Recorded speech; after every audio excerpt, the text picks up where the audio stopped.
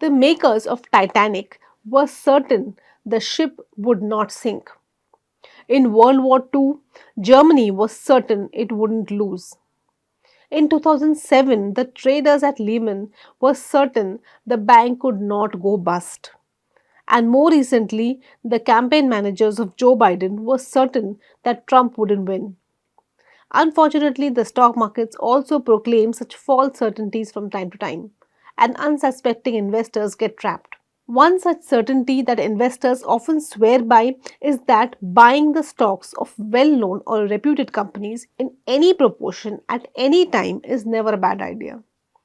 For instance, a news report had pointed out that a bunch of Tata Group stocks were trading lower compared to their 52-week highs a couple of weeks back. It therefore urged investors to consider that a golden opportunity to load up on Tata stocks from the group as much as they wanted. Now, there is no doubt that the Tata Group enjoys a reputation that few other corporate groups across the world do. Plus, there are several other factors that offer the Tata companies an edge. First is that the group is well diversified across sectors and geographies.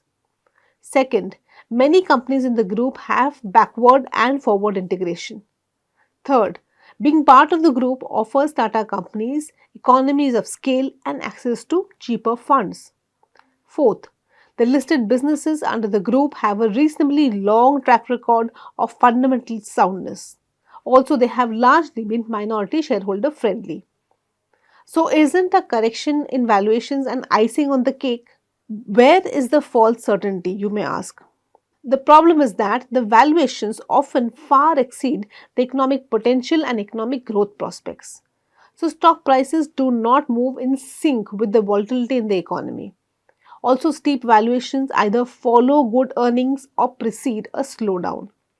So, loading up on stocks from any corporate group without ascertaining the intrinsic value of individual stocks is fraught with risks. In fact, the stock prices rise and fall much more than the economies and companies that underlie them. The market behavior is hard to predict and often seems unconnected to economic events and company fundamentals. The financial sciences, economics, and finance assume that all investing decisions are based on sound rationale. But the crucial role played by psychology and emotion often causes this assumption to be mistaken. And this applies to even the most mature stock markets. To prove this point, Howard Marks shared the following data in his July 2024 memo. It shows the annual deviation in the benchmark S&P 500 index versus deviations in the US GDP and corporate profits over a 40-year period. As you can see, the deviations in the index are almost 25% higher than the changes in corporate profits. Also, they are 6 times higher than the economic growth. Investor sentiment can sway based on the variety of external and uncorrelated factors.